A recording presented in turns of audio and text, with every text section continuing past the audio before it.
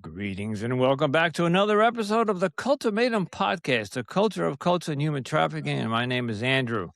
And boy, do we have a special guest for you tonight. And my co host Melody is here, and she is going to tell you all about him. Yes. Today we are joined by Chris Shelton, a former Scientologist with nearly three decades of firsthand experience inside one of the world's most well-known high control groups, including 17 years in its elite Sea Org. Chris brings not only lived experience, but also academic insight with his master's degree in coercive control and offering a deeper understanding of manipulation and influence. He's the host of Speaking of Cults, a consultant on the Leah Remini Scientology, The Aftermath, and a dedicated advocate supporting survivors every day through his online work and outreach, not to mention his new book. Chris, welcome to Cultimatum. Thank you very much for having me. I'm very happy to be here. Oh, We're excited to have you.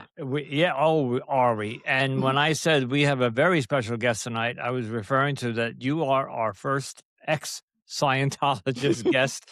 Yes. I made that mistake earlier. Yes, welcome. And I also just learned that I asked a silly question before we started recording, like, you can't be born into Scientology. And that just shows you how maybe naive or ignorant I am about Scientology, that I was corrected that it started in 1959. So, yeah, you were born into it, correct?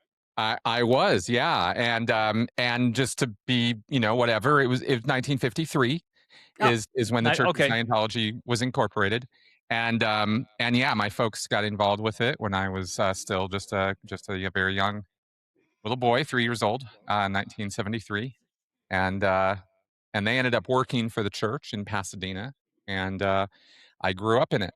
I grew up around it, and not the heavy duty billion year contract thing. Now, my parents didn't do that. They just worked at the Pasadena Church of Scientology, and so I grew up very, very much with a social circle that was all Scientologists. And yeah, but I also went to public school and stuff like that. So I had kind of one foot in both worlds as a child, and then as a teenager is when I really started getting involved. Scientology for me has always been a mystery. You've heard about it. Yeah. As a younger, I would hear about it, but had no interest because that was something another lifetime. Now, over the last couple of years, it was very much of an interest, but I don't know anything about it. So, can you, in a few words or a few paragraphs, explain it's a religious cult and there's churches all around, and it's not just based in California, right? That's all correct. It is a religious cult. It is also could accurately be referred to as a money-making scam. Yes. Because Okay. that is kind of the nature of the thing.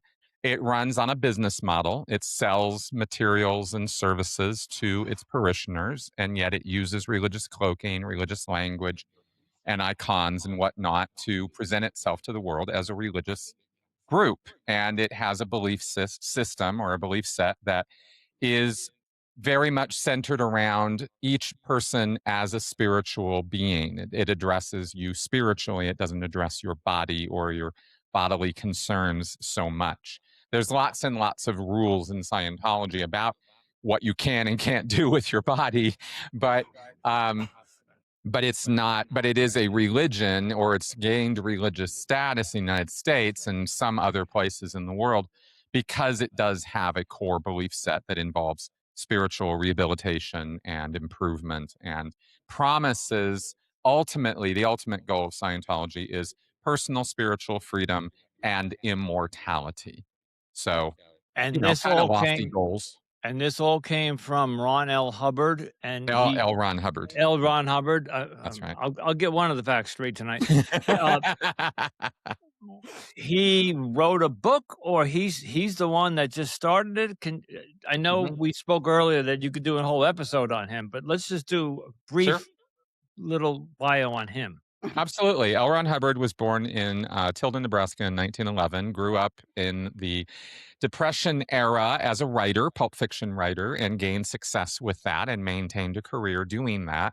He went into World War II and became an officer and commander of a boat, which he quickly lost command of through incompetence. And after the war, he was kicking around in Southern California and came up with a mental health technique, so called, which was Dianetics. Dianetics was a book he wrote in May of 1950. Dianetics, The Modern Science of Mental Health is the full title. And this really took people in America by storm. It was a bit of a fad for about a year. People were really into buying this book and working with another person who'd also read the book, and they could do this procedure on one another, which was called auditing. And that is something that they still do. It went from Dianetics, which within a year had been panned by academics, psychology critics, Time Magazine, etc. But Hubbard sort of kept it going with a very, very small number of followers. But he was basically kind of rip and running with all the money. He'd go to a place where they'd set up an organization for Dianetics, and they were kind of trying to get it going. And he would give lectures and talk about technical advances. I'm using air quotes here because he was just making all this stuff up as he went along. But the Dianetics part went bankrupt, and so in 1951, Hubbard got a bailout by a millionaire, an oil guy out in Kansas, and showed up out there and set up what became what he rapidly morphed into the Church of Scientology. He went from a science where he was making claims about curing cancer and leukemia with Dianetics techniques, and you just can't do stuff like that. The law No. has a very clear idea that if you're offering cures to cancer, in 1951 especially, nobody wanted to hear that. That was illegal, and so they were coming after him. And he went, "Oh, okay. How do I do this? Oh, religion. I make faith-based, and I'll get tax breaks, and I'll get First Amendment protection, and I'll get all of these goodies in America under the First Amendment if I start a religion." And he's famously quoted correctly and multiple times as saying, if you really want to make money, start a religion. So that's what he wanted to do, and that's what he did. And so in 1953, we have the Church of Scientology Incorporated. Him and a few other people started this thing up, and it grew very, very, very, very slowly to start. But he kept going, kept persisting, kept building on these groups, and built it up to eventually a network of churches around the world. And there's a lot of history to it, but that's basically the origin story. Good. All of that is completely unknown to me, although I remember Dianetics. I was born in 1960, so Yeah. I not at 5 years old, but I think it was still around, like, in the 70s. Oh, it's still around Yeah, now. it's still Oh, around yeah. The now. So Dianetics is a part of the Church of Scientology. The okay. book is still pushed, the techniques are still pushed. But Scientology took the auditing procedure, which is basically covert hypnotism, and came up with and developed many, many, many more techniques from it. And so when you go into Scientology, you are climbing a ladder of indoctrination, and it uses this auditing process to sort of convince you that you are improving spiritually, and that's why you pay all the money.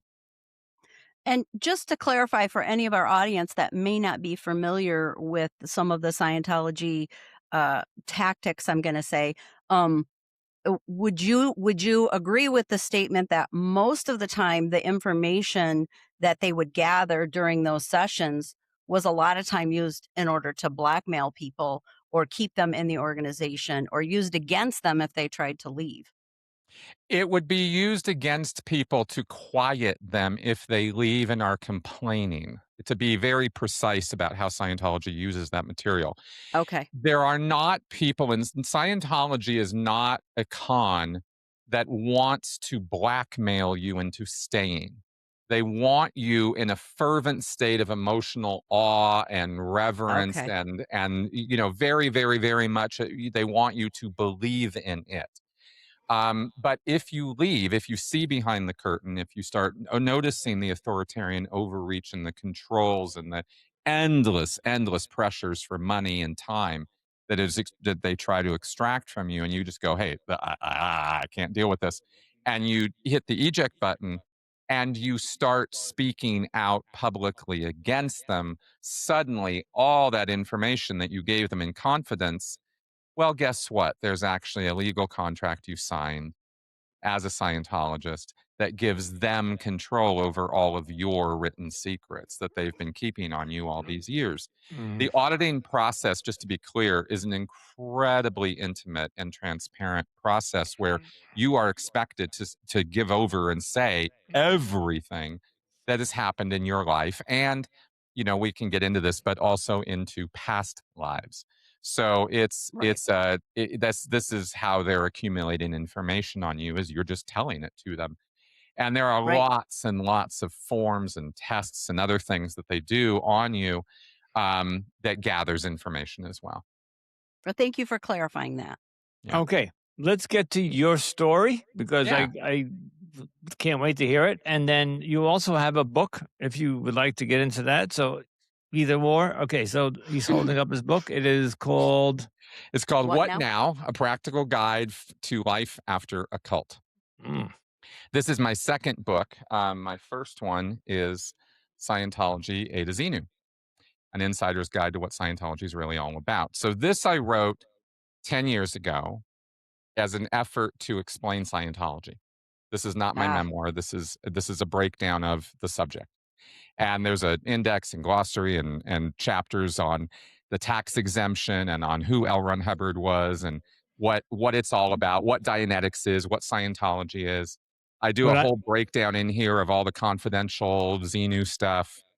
So is it a negative approach or a positive? In other words, would I buy that if I was thinking about joining them and I wanted to learn, or it's more of a like stay away approach? Like well, read it is this a and you'll be critical analysis of the Church of Scientology by a former member who was involved for, working for the church for 25 years and has a few things to say about the experience. gotcha. Okay. So, yeah. Okay. Okay. It's, pretty raw, and I'm trying very hard in that original book to be as objective as I could about it. It's not just me ranting about Scientology. I offer a lot of facts, a lot of research on what it is and what it's all about.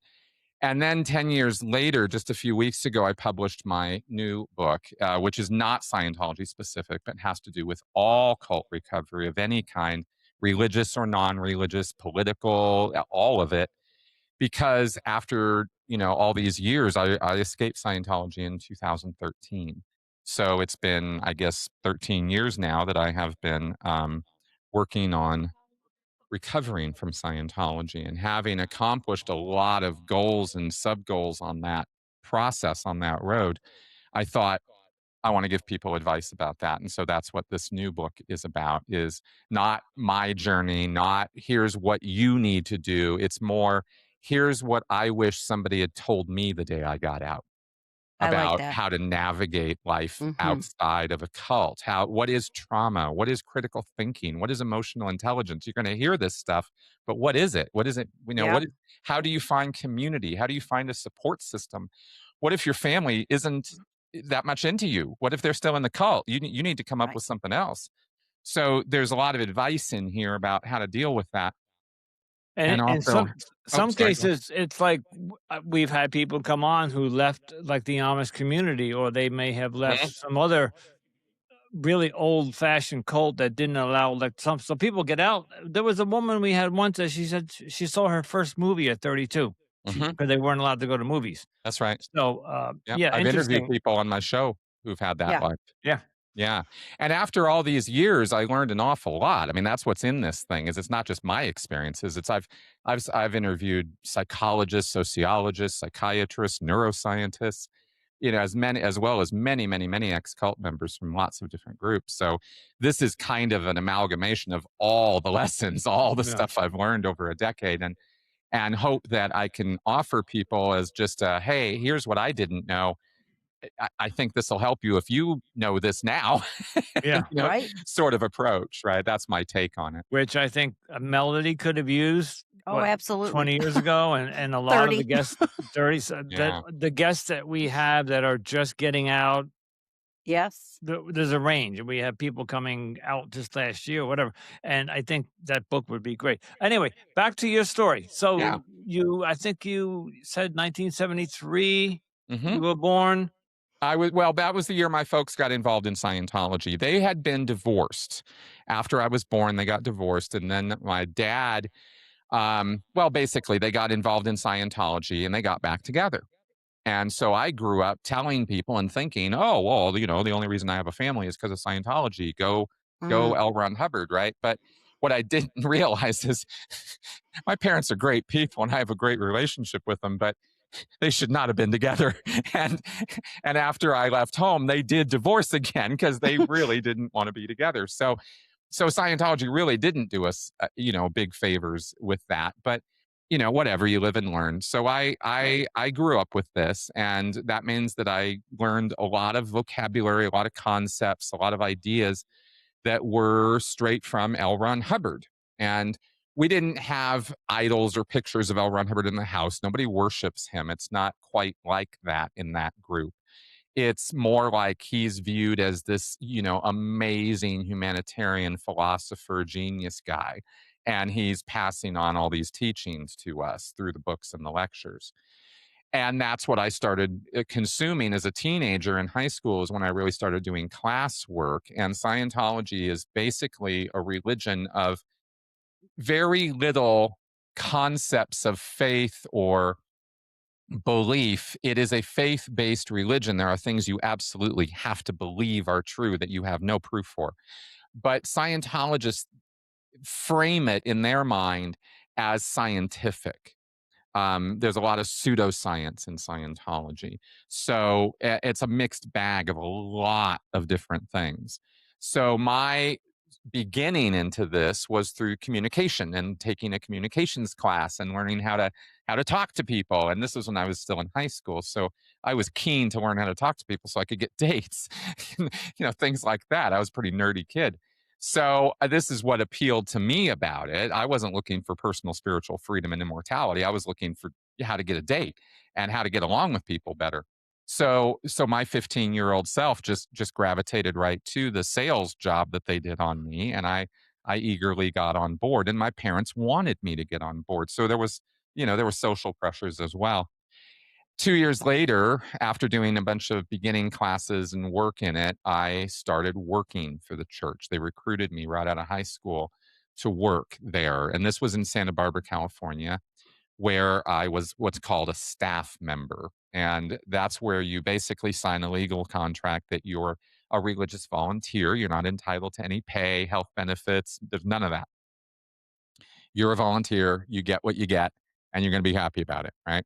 And so I did that for 8 years. And when I was 25 years old, I went down to Los Angeles and I joined the Sea organization. That's SEA organization, as in the ocean. It's a paramilitary outfit that L. Ron Hubbard put together in 1967, and it's uniforms and ranks and ratings and yes sir, no sir, how high sir, and they live on these Sea Org bases, those big blue buildings you might have seen pictures of in Hollywood, California, is a Sea Org base right in the middle of Hollywood. It's the old Cedar Sinai Hospital complex, and I lived and worked there for 17 years. And it's like a little world all of itself. You are in a self-contained bubble world when you're in the Sea Org in that space. It's What's not their a nine to purpose? five job. It's a 24/7, 365 job. You're on call all the time. To do And what? your work day is basically 8 in the morning till about midnight. So 7 days a week. There were opportunities for a day off once every 2 weeks, maybe. The last 5 years that I worked for the Church of Scientology, I had 5 days off in 5 years. So there was not a lot of time off. It was a lot of work, a lot of physical demands. Um, and it's a long story, but bottom line is I went from staff to Sea Org. The Sea organization is the group that signs the billion-year contract of commitment, right? I'm in it for this lifetime and every lifetime after for the next, billion years. So I was very, very, very serious about it. And the way I describe the Sea Org now is it's kind of the fanatical level of Scientology. Like you really, really got to believe. But what was their purpose? Like you said, it was paramilitary, Uh-huh. and so were they the guardians of Scientology? What did No, the Sea organization, maybe I don't fully understand the relationships, but I believe that it would be analogous to the Vatican of the Catholic Church. It's the central command authority. It Okay. is Good the analogy. promotion center. It is the place that produces all the videos. They produce literally in-house publishing facilities to print all the books and make all the CDs and DVDs. They do all of that in-house. And the Sea Org is the group that does that. It's about 4 to 5,000 people So it's worldwide, like it's corp headquarters.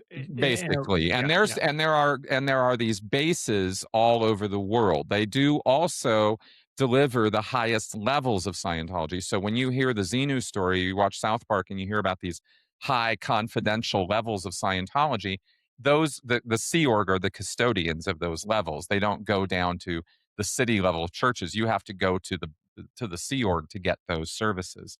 And they cost a lot of money. It's thousands Oh, of dollars an hour to do that stuff. of So course. that's where the big money is made, is on the Sea Org bases. And we had quotas sometimes of $1 million a week. Like we were pulling in a lot of money. I want to rewind just a little Yeah, bit absolutely. because you kind of skipped over something that, and this is where the non cult survivor comes in. Yeah. All the, I would say, majority of cult survivors we interviewed, no matter what, Jehovah's Witnesses or whatever, growing up as a teenager, you were forbidden to to even look at the opposite sex. You couldn't spend time with them. You couldn't talk to Sure. them. They were separated. If you did, there was this punishment. There was all sorts of different things. And you talked about, oh, when I was 15, my goal was girls. Mhm. You know, so Mhm. did is Scientology, they didn't have any strict rules, like, they could the teenagers couldn't go to the movies, they couldn't own a cell phone, they couldn't listen to the Right. radio, all Right. of this old-fashioned stuff. I would imagine none of that was you were allowed as long as you went to church and did explain that. I mean, was there rules? Could you just date a woman, and could she be outside of Scientology if you were in Scientology?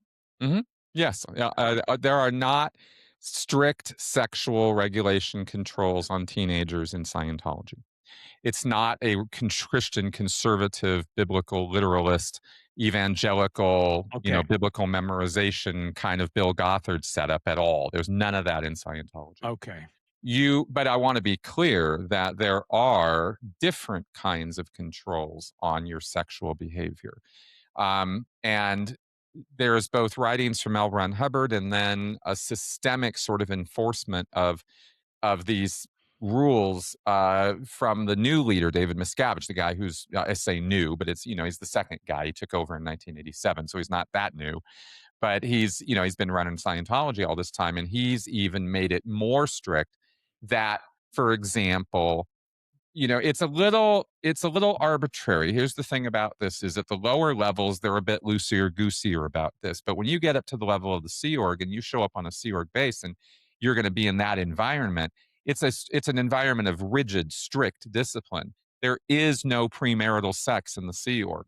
There is no masturbation in the Sea Org. There is no, adultery or dating outside the Sea Org or anything like that. And no hanky panky, no nothing.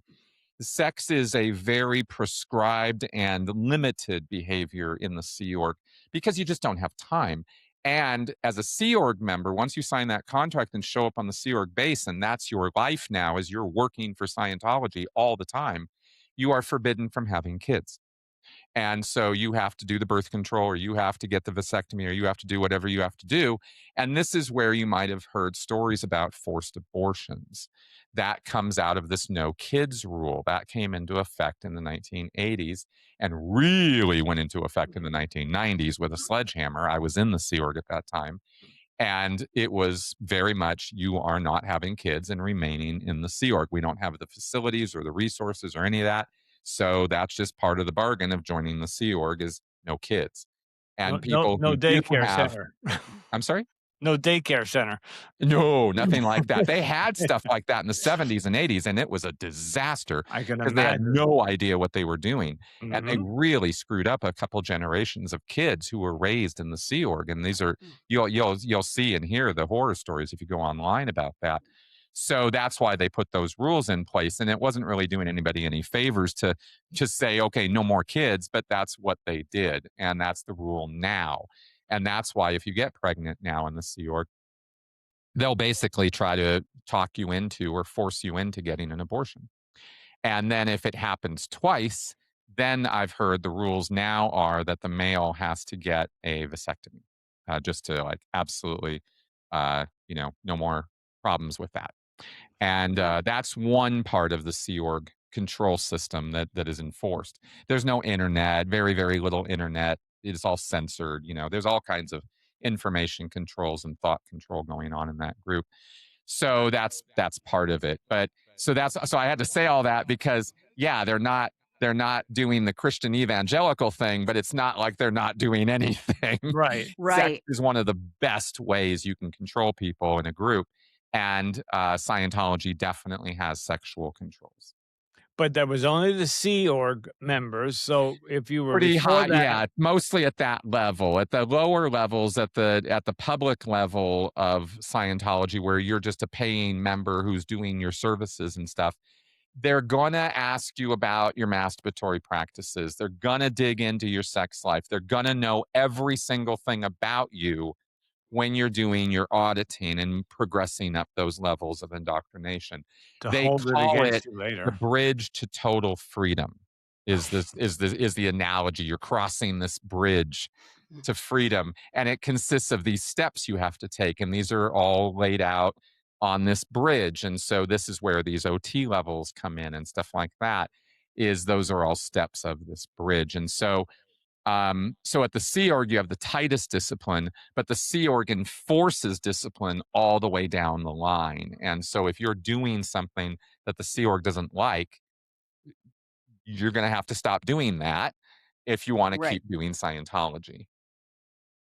I might be jumping the gun, but Sure.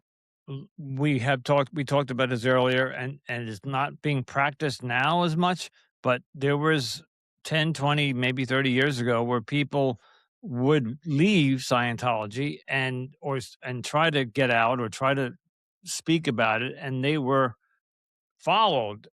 We had stories, we've heard stories that Hmm. so was that the Sea Org that would go after somebody who left Scientology? So that was Yes. your job. Yes. No, not my Not job. your job, but No, but it Sea was Org. a job in the Sea Org. Yeah. The Sea Org has a division or a section, a subunit that is called the Office of Special Affairs, OSA. And OSA's job is to protect Scientology legally, to provide legal defense, and to anticipate legal threats or PR, public relations threats, and deal with them. And every single critic of Scientology, according to the church, is a PR threat. And they treat it very, very seriously. Scientology is it's an extreme group. And so they have Mhm. extreme beliefs about their critics. They believe that critics are all criminals, that they have left Scientology because there's something basically and fundamentally spiritually broken about them, and that they are actually sort of this evil inverted version of a person who they call a suppressive person or an SP. And this is a label that they actually formally assign you. And I have been assigned this label, for example. So if you're somebody who was in Scientology and you leave and speak out like I have, they will label you a suppressive. And at that point, you're disconnected, you're shunned, right? Nobody can talk to you. You lose all your connections. When I was declared, I lost my fiance. I lost people I had known for 20 years overnight. They were just, nope, I'm now ghosted, and that's very real. That happens. It happened to me. So it's all part of this SP package. And so yeah, it's pretty awful. And that's how that's another control factor for people as well. I don't want to get declared suppressive. So I'm not going to speak out about the church. I'm not going to talk crap about it. I'm not going to leave. So there is that. But they really, like I said earlier, they really want you to be a true believer. They don't want to, strong arm you into staying. They want you to be in a euphoric daze about L. Right. Ron Hubbard and Scientology, because that's the state where you'll give over all your money. If you're being extorted, that doesn't work so well to get your money. What decade would you say Scientology peaked? it was at its highest, strongest? Was it the Well, it's a '90s, little 2010s? controversial. Yeah, it's a little controversial. I think personally, my belief is that it was in the 80s, but there are people who have a good argument that it might have been in the 90s, but it was one of those two time periods where it really did hit its sort of, as you say, peak. Um, Scientology has never had, ever had millions of members. That's never been true. It's never had a million members. I know the numbers, and the numbers are not greater than about 750,000.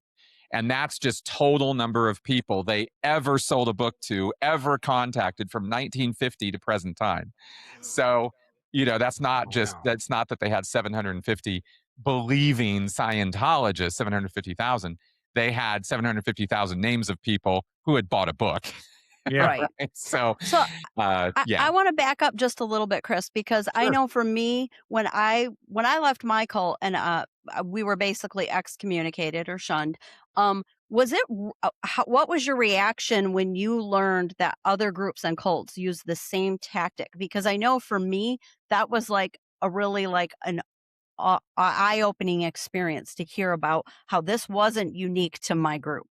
That's a great question because I remember to this day the exact moment of realization that L. Ron Hubbard was no unique super genius mastermind criminal, supervillain.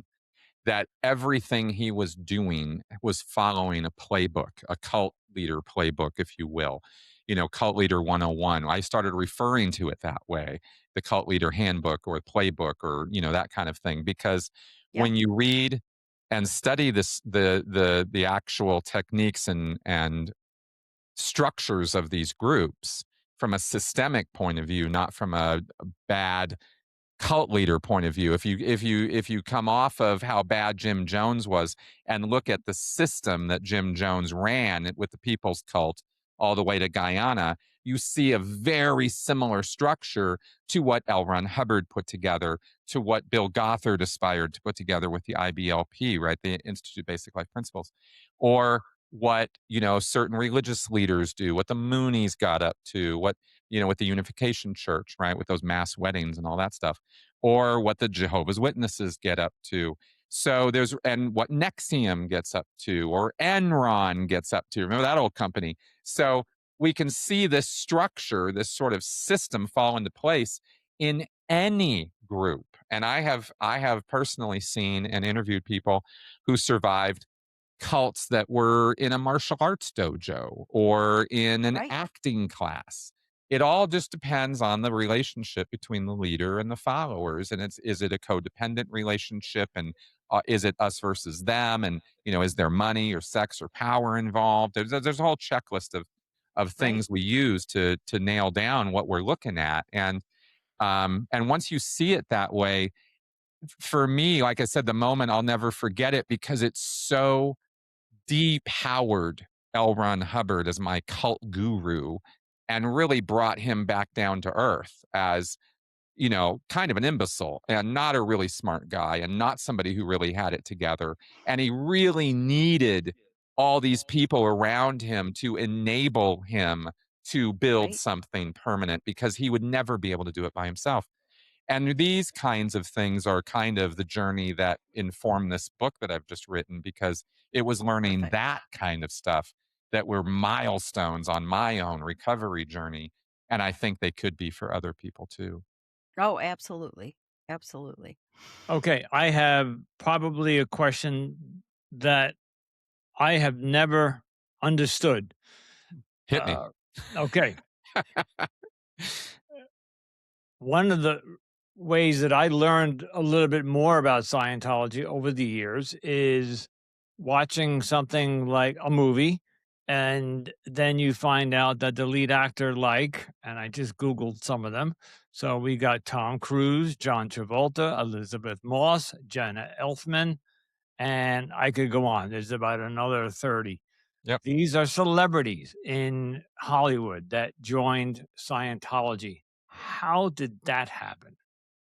Well, there's a Church of Scientology Celebrity Center in the middle of Hollywood. It specifically caters to VIPs and celebrities. It Uh-huh. offers acting workshops and ins to the industry through the Scientology celebrities who they use to do workshops and seminars for up and coming people, but they're really Scientology recruitment seminars and, this kind of thing. They've been playing and working the Hollywood field in the industry for decades now. L. Ron Hubbard first wrote in 1955 a list of celebrities he wanted gone after. And he said, we got to get these guys because you get one of them. And one, favorable comment from them on TV Oh, or yeah, radio. extreme And marketing. yeah, we're going to have, 500 new members. And sure enough, there have been a lot of celebrities in Scientology over the years. Most of them come and eventually leave. But you do have your diehards like John Travolta and Tom Cruise and Elizabeth Moss, like you said. But then you have people who leave, who like Leah Remini. Like, well, your remedy. Right. That was my Right. next one. Yep. That's right. She's pretty famous for that. But you've also got Beck. He's a pretty famous musician. He was raised in Scientology. He's not in Scientology anymore. He just kind of faded out of it. So you get some people who leave spectacularly publicly, and you get other people who leave, but they don't want to talk about it. They don't want to get into it, and so they don't. You want to talk a little bit about Leah Remini, about how she left, and because I think I heard you say in the beginning, Melody, that you were part of her production company.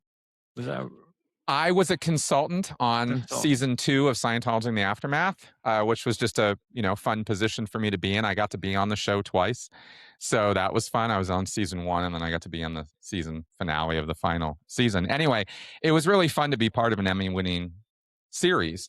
I But would Leah imagine. and a former Scientologist named Mike Rinder, who has since passed away, a very, very dear, dear friend of mine and a really heroic figure.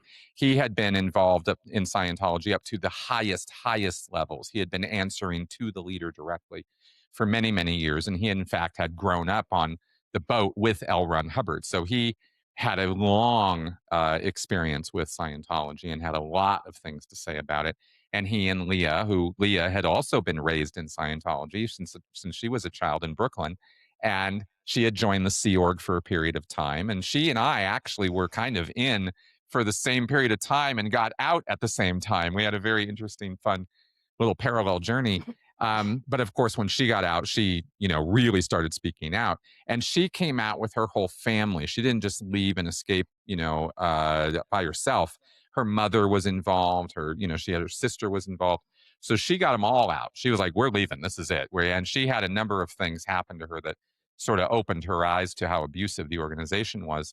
And so she left around the same time I did, back in 2013. So the next question you might not be able to answer. When she left and then started speaking out publicly, I'd be curious to know what Scientology or the Sea Org was in a panic?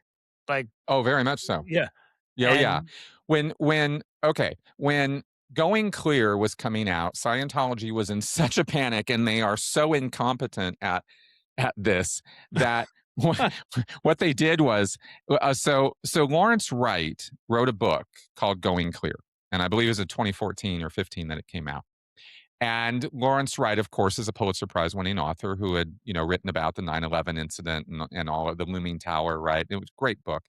And so he took on Scientology and wrote about it. And Alex Gibney, who's this, wonderful documentarian, took it on and worked with Lawrence Wright, and they made Going Clear, the movie, the documentary.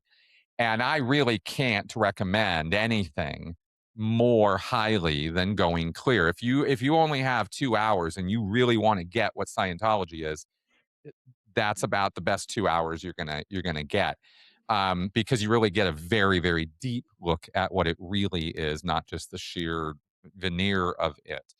But then Leah and Mike put together, a long series, a multi-season series, really breaking down Scientology. Let's get into some detail. Let's talk to all the survivors. Let's bring out all the stories. Let's feature professionals in the cult field and the psychology field to talk about this, and let's really explain it to people. And that was just a wonderful, wonderful effort on her part. And the Church of Scientology absolutely freaked out. So, like, for example, when Going Clear came out, they took out a full page ad in the New York Times about what a liar Alex Gibney is and how horrible, this movie was going to be. And all that did was blow it up so that when the film premiered at Sundance, It it was a was smash. standing room only and they had to Yeah, do multiple showings because everybody wanted to see it. that Yeah. So backfired. it was the most wonderfully orchestrated foot bullet I've ever seen, Yeah. Scientology shooting themselves in the foot. Yep. Uh, So that was awesome. But behind the scenes, you have to know that Scientology was hiring private investigators and lawyers to go after Leah and Mike daily. They were getting followed everywhere they went. Their family was getting followed everyone. Their kids on their way to school were being That's what I followed. was referring to earlier. Yeah. All of that. They were going through their trash. They were Leah Remini right now is suing the Church of Scientology and has been in active litigation with them for a few years now over all of the harassment and stalking that they engaged in. It's a matter of legal record. You can look it up. It's just hundreds of pages of social media campaigns tearing her apart, calling her a religious bigot and a hater and a this and a that, saying that she, just very, very morally offensive things. And well, I know Leah Remini. She's a friend of mine. It's absolutely none of that is No. is true, right? But well, the good Scientology news is is she probably has a lot of that stuff on film because they were Oh, yeah. filming at the time, and so she has evidence of this. I mean, video evidence that this was happening. So it, that there. should work in There's her no, favor. yeah. There's no question about all of that. It's a good case that she's bringing, but Scientology, of course, is using every delay tactic in the book because they have, again, the Office of Special Affairs handles all the legal, and they've been doing it for decades, and they have a very, very exact playbook as dictated by L. Ron Hubbard. And when they hire lawyers, those lawyers are indoctrinated in how Scientology does things. It's not like we're going to hire a lawyer and go take care of this for us. It's more like we're bringing you in. Here We're are gonna your do it marching our orders. You go do this, we're gonna do it our right? way. Yeah. Yeah, we do things our way, and that means that we're going to enter every delay tactic into your lawsuits. We're going to enter every single motion to dismiss. We're going to enter in every single legal maneuver we can just to delay because we have the money and time and resources to do that. Speaking And of that's money, what it is to take on Scientology. So and so speaking of money, I where I hear in other cults that you have to put 10% tithe of your sure. income. What was in Scientology? Now we know that like Tom Cruise and John, they probably donated or gave millions of dollars, I would imagine, because Mhm. 1 week at a box office, they could do that. So is that where most of their money today came from? Because you said overall there was only about 750,000 people that from 1970 or 60. 50. Yeah, but they're probably one of the most wealthiest cults out there today. No, Maybe they not aren't. so much anymore. No, No, they're not even remotely close to the most wealthiest cult out really. there. Oh, no. Oh, Oh, I no. thought they were just so because of the celebrities that would no. Ooh, no. Oh, no, no, no, no, no. Um, if we're gonna talk about wealthy cults, we'd have to talk about the Mormon Church, as far as Oh, pure wealth. We're talking Right. yeah. the Church of Jesus Christ of Latter-day Saints is sitting on hundreds of billions, a Billions. B, hundreds of billions of dollars. Mhm. Scientology only dreams about having that much money. They have total reserves and assets probably somewhere around 3 to 4 billion, which is a lot. It's not a small amount of money, Yeah. but let's not, in terms of comparing things, the Right. Mooney Church, the Unification Church, right? The Jehovah's Witnesses are have far more money than Scientology No does. kidding. What Okay. Scientology brings to the table, and one of the reasons why it's so infamous in and outside of the cult world, is because it is known within, sort of in this space as one of the most difficult groups to break away from and recover from. There are more mental, this isn't the trauma Olympics, and I'm not trying to make it that, but I am saying that from a professional point of view, when it comes to the levels of control and authoritarian overreach and sort of mental manipulation that goes on, there's more insidious double binds and mental manipulation tactics in Scientology than any other group I've ever run across. Some groups will take one or two techniques and they just run with it. Um, TM, right? Transcendental meditation would be an example. They're just meditating all day. That's all they're doing. There's not a Mm. thousand different ways to meditate. There's one way to do it, and here's your mantra, and here you go. And what we're going to demand of you is that you're going to sit and meditate as much as you can. And at the highest levels of TM, you have people meditating all day, to try to achieve world peace. I mean, they get pretty extreme about it. Scientology has somewhere on the order of about 400 or 500 techniques. There's just endless numbers of things that they're doing to you through this auditing process and through the training that they're giving you. So there's a lot there, and that's why it tends to um, be considered such a destructive cult out there.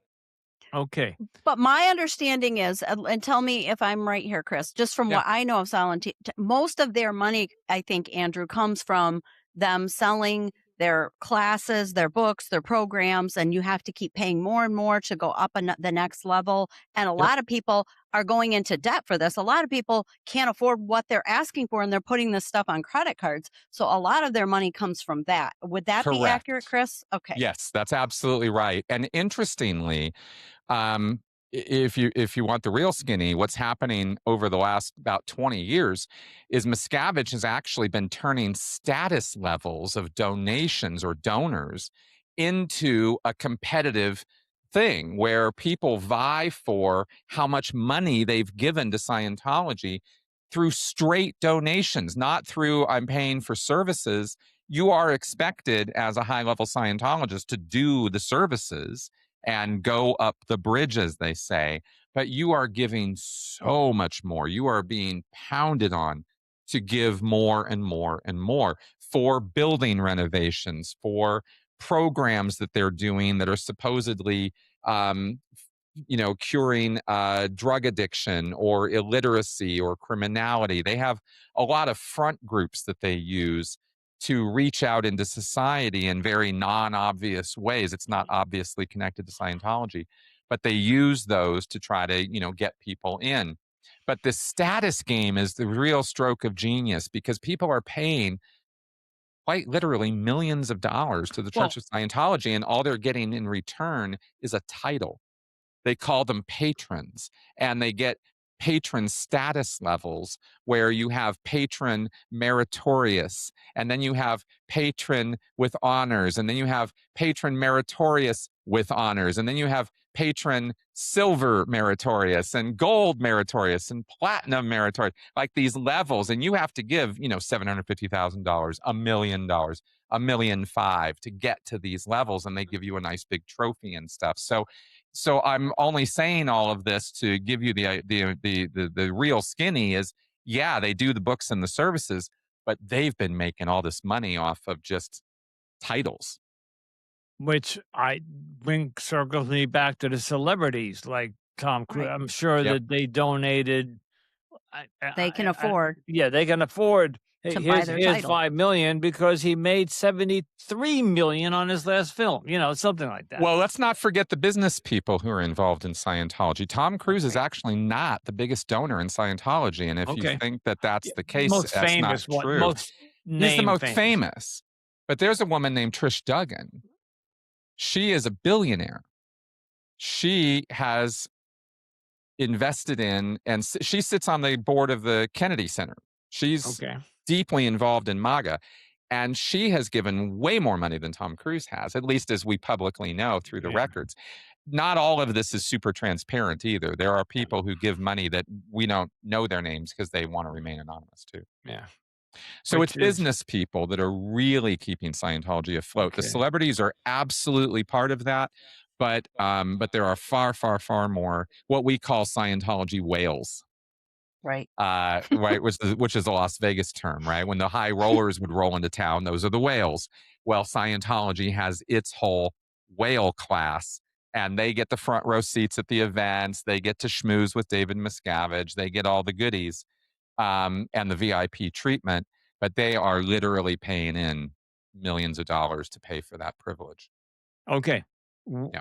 Just keeping an eye on the clock, and I'm not really concerned because we have a very special guest today, so We can go over a little. but there's 2 No things problem. that I know, one you wanna talk about, and the second thing I just want you to comment on.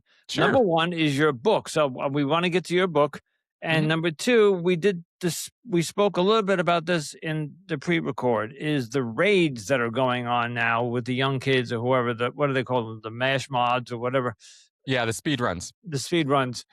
What do you know about that, and is it hurting the Scientology? Is it really doing anything It damage? it's having an effect. Okay, so kids are basically live streaming, running into a Church of Scientology, and in a very kind of gamey way, they're kind of playing a game in the real world, and they're trying to, get as deep as they can into the church, and they will run through and they will basically trespass, bump into people, that's committing assault, various other things. And because Scientology is a religious group, formally recognized in the United States as a religion, they are also potentially committing a hate crime. Uh, So there's a lot of reasons for them to not do what they're doing, and that's the reason I advise against it, is because we don't want people fighting Scientology by breaking the yeah. law. And this isn't fighting Scientology so much as it's basically attention-seeking behavior on the part of kids on TikTok. It's just a Oh, fad, yeah, right? it's a And Right. TikTok that's thing, Right. and yeah. I'm not down on kids. What I'm trying to say is I know what Scientology is capable of. And so when you look at what happens to people who take on Scientology and poke that bear, you go down the road 6 months when all the cameras are gone and the fad is over, and those kids and their families are going to get embroiled in lawsuits and Mhm, and mhm. and religion and criminal prosecution that Right. Scientology is going to insist upon, and they're Yeah, going to Right. be within their rights to do and all so. those lawyers in Sea Right, Org are and all gonna those. be the Yeah. yeah. That's right. Okay, So alright. so I'm trying to give out a little word of caution, and I know that that's not well received by everybody because Scientology is such an evil organization, and it legit is. Don't get me wrong. I'm not simping for Right. Scientology Yeah. when I say this, but it's just not in your best interest to do that. And so while it might be having an effect on Scientology, here's my real point. Not one of the buildings that they're running around in matters to Scientology.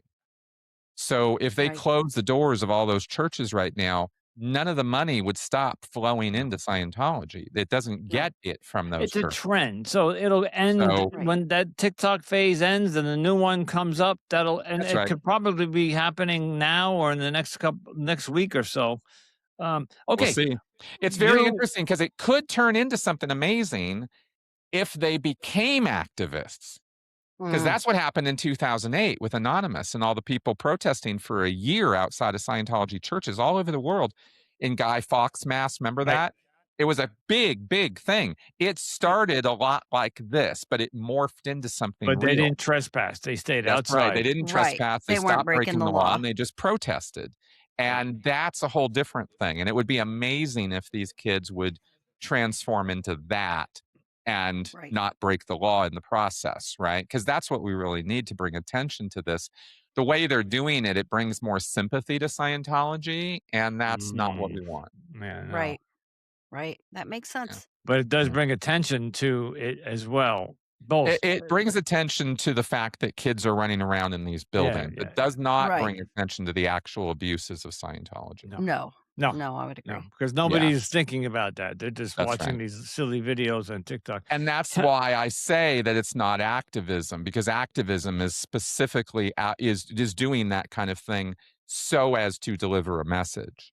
Right. And that's where it could turn into something great if they would morph it over into that, right? Okay.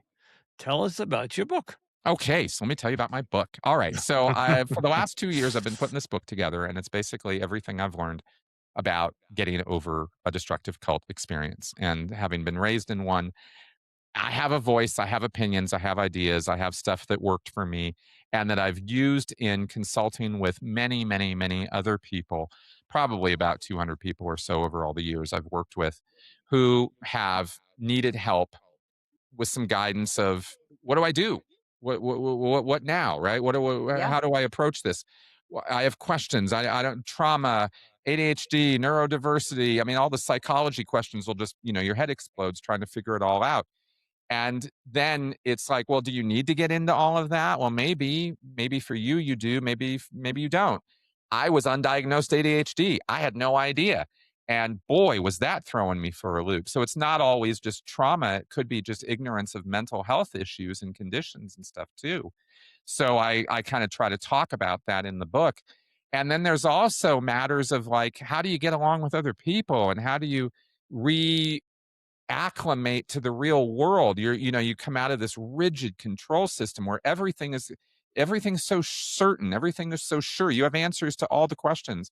Everything makes sense. And you come out and suddenly everything is chaotic and confusing and it's just very destabilizing. It's hard to figure out what to hold on to.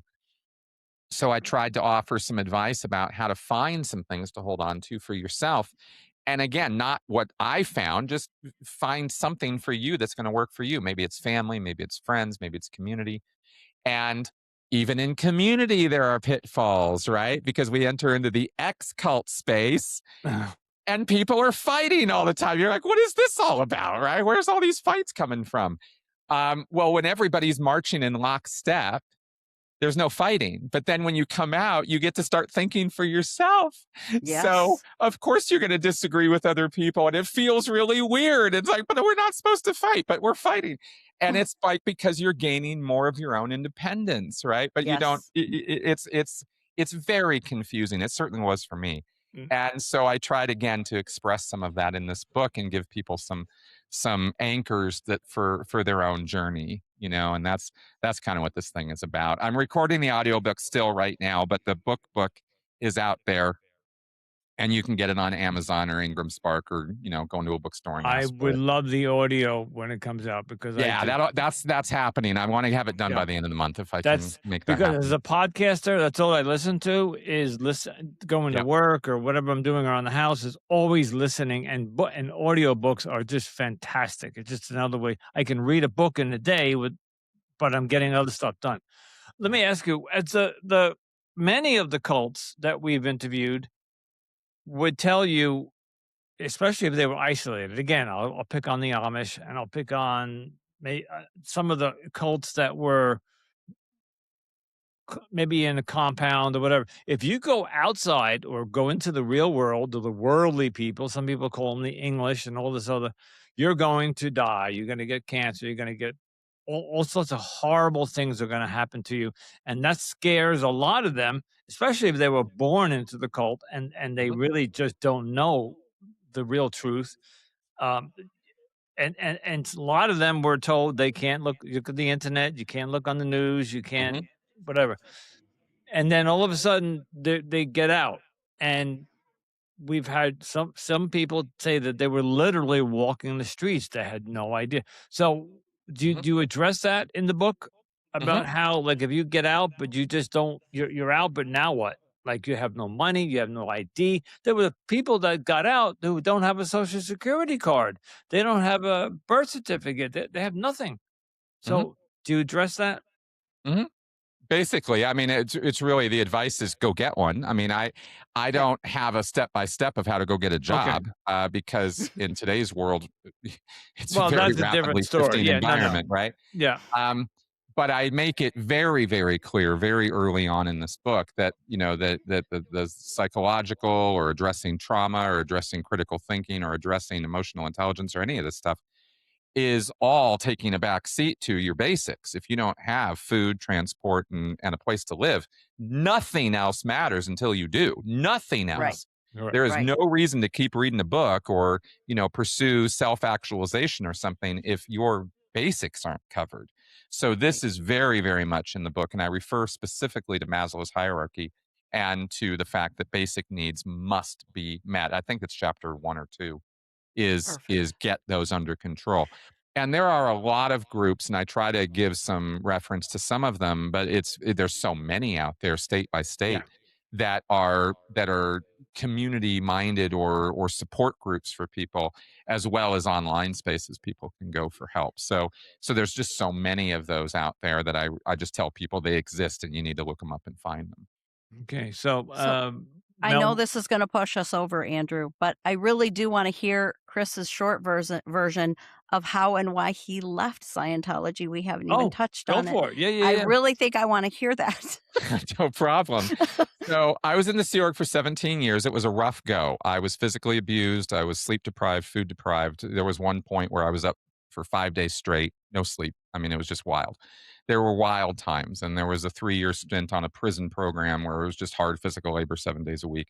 So there was a lot that happened over that time. And I accumulated a lot of doubts and uncertainties about what I was doing. But it was very easy to, sort of be the martyr. And it was very easy to to cling to the moral certainty that what I was doing mattered and I was saving the world. And this was the mindset I was in when I was in Scientology. I did not have the idea it was a money making scam.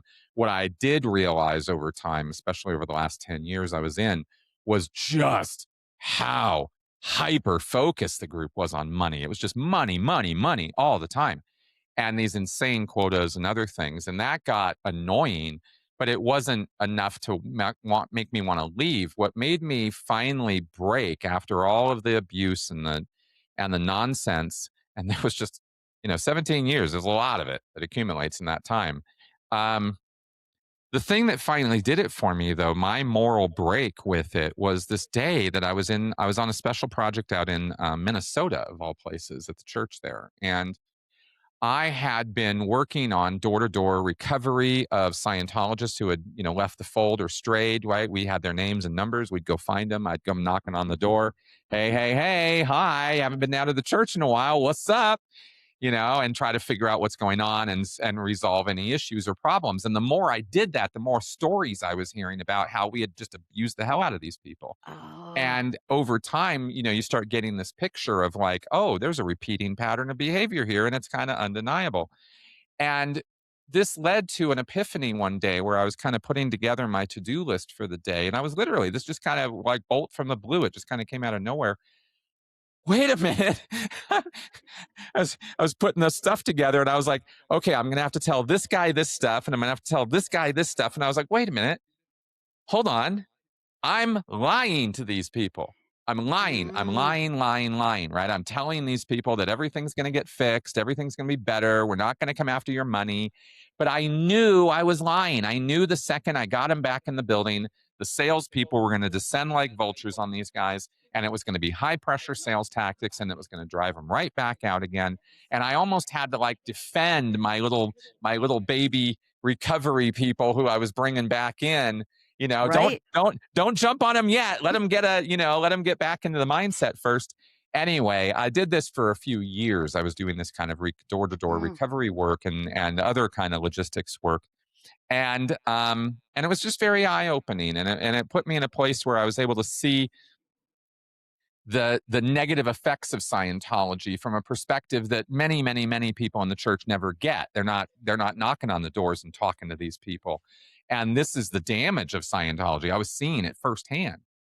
right. So it accumulated enough to where I finally realized I was part of the problem. I was enabling this by lying and by selling people on how good it was going to be if they came back. And once I saw that, I'm not on any kind of pedestal or any kind of moral whatever. I'm just saying that my life has been one that has been driven by, wanting to do the right thing, wanting to be a good person, wanting to do the good Right. thing. And that's why I was part of Scientology is I thought I was saving the world. I was really on board with that. And I Right. really thought we were making a difference in the society. And so once it really finally hit me, no, that's not what's happening. And guess what? The ends don't justify the means. And it's Right. not okay to do this to people. That was the beginning of the end for me. That was really the day that it all turned. And from that point, I think this was 2011, Okay. around New Year's. It was always a reflective time for me around New Year's anyway. And, um, and then after that, a very high level member named Debbie Cook sent an email out to like 5,000 people in Scientology telling them that the management was off the rails and they were not following L. Ron Hubbard's orders and directions. And I had to see it. I read the email and I was like, damn, she's right. And it was another eye opener moment. It was like, oh my God, I got to get out of here. And that was the point where I was like, okay, I need to stop being in the Sea Org. And I'm just going to do Scientology as a public person. I'm just going to go back to that. I'm going to get out of this paramilitary, yes or no, sir lifestyle. And I'm going to go get a job and have a regular life. And I'm going to do Scientology that way. And after I got out of the Sea Org, it took me about 10 months to get out of there. And once I did, I got on the internet.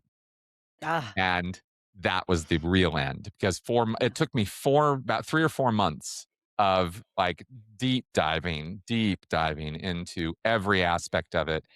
And by around May or June of 2013, I was, as they say, physically out, mentally out. yeah. Right. Which Yep. is what they use in the Chemo. yes, that's right. Physically out, but No. POMO, right? I was Pomo. physically out, Pomo. mentally out. Yes, the Yes. Pomo. So I was Yes. done. In other words, I was completely done. But I still had all these Scientology connections, my fiance, these various other people. So I tried to play nice for a while, tried to be covert and sort of not let people know what was happening. But I got caught and they figured it out. And so by the end of the year, I was declared suppressive and I was officially booted out of the church. And at that point, I was online spilling the Right. secrets and talking about my experiences and stuff like that. So that's kind of how it went down. Okay. Well, and what that is one of those things that once you start seeing it, you can't unsee it, right? That's Then right. No. it's almost like you're just like, oh, I can't believe I saw it that other way when I was in. And you can't go back. Right? And You can't go back to that mindset. you Even though there's can't. part of you that kind of thinks, oh gosh, I wish I hadn't figured this out. That's exactly right. Because now you kind of know all the work you're going to have to do Especially if you were That's right. born to into untangle it. everything. Yes. That's Both right. of you were born into it, right? So Yeah. And the I second wasn't gens, born in. yeah, the second that's gens right. have it rough. Yeah. I'm not, again, it isn't trauma Olympics. It's not a matter of who has it worse, but I Right. will say that in my experience, it is a longer and more difficult process, mostly speaking. There's always exceptions to this, right? But in general, I would say it's a lot rougher for the second gens, right? Because you just have so much. Because when it's from your childhood and your formative years, and Yes. depending on your own personal experience of it, but it's rough to get to unlearn all that stuff. I do have another question, which is going to further this, but it just came to me, and it's something that Melanie and I have been talking about, or I've been asking her about, and I'm gonna preface it with by a question. So because I can't pronounce the last name. Who is the current leader of Scientology? David Miscavige, Okay, his daughter Jenna his is. niece Jenna. Niece. It is Sorry. his niece. Okay. Yeah, Niece. his brother's daughter. Okay. She is all over social media speaking She out. is. Yep. What do you know anything about that? I know she's on TikTok, and I know that she makes anti-Scientology content How long has she been out? since the mid 2000s. I think. I Okay. think she wrote a book back then about her experiences growing up in Scientology, and she got some pretty major media attention at that time. And then she's reappeared recently on TikTok. Yeah. Okay. Um, we are going to ask you each a question, but before we do, anything that you might have skipped over, missed, or forgot to say, or just would like to say before we wrap it up? Yeah, fire away. Well, this has been fun.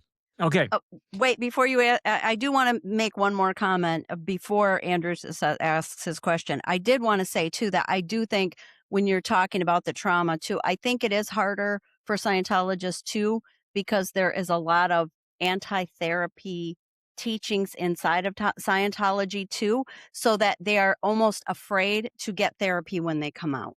It's So I not just wanted almost to throw afraid. that They in there. are afraid. Yes, They are afraid. it's terrifying. Yeah, that's right. So So I just wanted yep. to add that in there. Good point. I wish I'd remembered to bring that up myself. Yes, good point. See, that's why another ex-cult member would know something like that. Okay. All right. First question. Now that you're out, I think you said 13 years you're out? Yeah, I escaped in 2013, so Where 13 years. is your faith today? I would say that for all intents and purposes, I'm pretty faithless. I am not a believer. I don't follow any system of belief in a supernatural power or God figure. It's hard for me to believe in such a thing. I haven't found any system of belief that aligns with how I think about things. There's I have a sort of science based approach to life, which is not to say that I feel science contradicts faith. I believe they're two different worlds. It's just I live more in a science world than I do in a faith world. And so I am open to the possibility of there being more, as they say, quote unquote, but I don't invest in any path or direction with any certainty. And I'm certainly never going to argue my faith with anybody else as to what I think might happen after we die. I think a lot of things happen after we die, as they say. I just am not here for it. So Right. I think it's that kind of a thing, you know. None of us are, and I don't think that'll be one question I think humanity will never know the answer to until they Nope, get there Right. themselves, and that's if there is a consciousness after that. that's Melody, right. you're up. Yes, I love that answer, by the way, Chris, because Me too. I think very similar, and I really think that when you're in an organization where you think you have all the answers and you come out, you have to learn to be comfortable to say, "I don't know," and that's okay. That a video that I made just a few years after leaving Scientology that I still consider to be one of the most important lessons I ever learned was that the 3 hardest words for anybody to say is, "I don't know." Yeah, Yeah. exactly. Right? And It's it's just not. hard. It is hard for people to deal with that. It But it's a is. humbling thing when you can and when you can accept it and really, like, even savor it, even like, "Yeah, I don't know, but I wanna learn," you know? Yes, That's such a exactly. great place to be. It is, because it leaves you more open-minded, more, willing to learn new things and new Yes. ideas. Yeah. My question, Chris, is that if there's anybody listening that maybe even is currently in Scientology or some other group where they're starting to have doubts, about what they believe, what would be your words of advice to them? Find out more. Simply find out more. If you're in any situation at all, do you have and do you give yourself the freedom to think whatever thought you want to think? Is that okay or not? And if it's not okay, I would suggest asking why. Yeah, Because they're thoughts. We have a million of them every day. We should be able to have an unlimited number of them. They're just thoughts. So if somebody is telling you or ordering you to not think certain things, not say certain things, not look into certain things, I would suggest they don't have your best interests at heart and maybe yeah, look into that a little bit more deeply and find out more. It's just knowledge. It's not going to hurt yes. you. You know. No. I love that. I love that answer. And today, knowledge is more accessible, whereas 10, 15, 20 years ago, if you were in a cult, you couldn't Google, Scientology and get negative information, or you couldn't Google JW, any of them. That's Yes. right. Today, it's just not even, you don't even need a computer. You just need a cell phone and you'll get all the information Yes. you want. And So, we had a previous guest say one time that if your religion can't be questioned, perhaps it's time to question your religion. And I That's a thought that great was a I really love good that. quote. Wonderful Yes. quote. Yes. Yes. Because really at the end, one of the most valuable lessons I've learned throughout my entire life is exactly that. There Yes. should not be any limits on questions you can ask. Yeah. Agreed. Yeah. all Well, Chris, right. we can't thank you enough. Wow. Yeah. Yeah, this was fun. It was. It was. We really enjoyed having you. Good luck with your book. And again, the name Yes. of the book is What Now? A Practical Guide to Life After a Cult. And it's available on available Amazon, on, Ingram Spark, and wherever books are sold. and the audio version will be coming soon. Yes. All right. Okay, Chris, the best of Thank luck. you. Thank you very much. It was fun.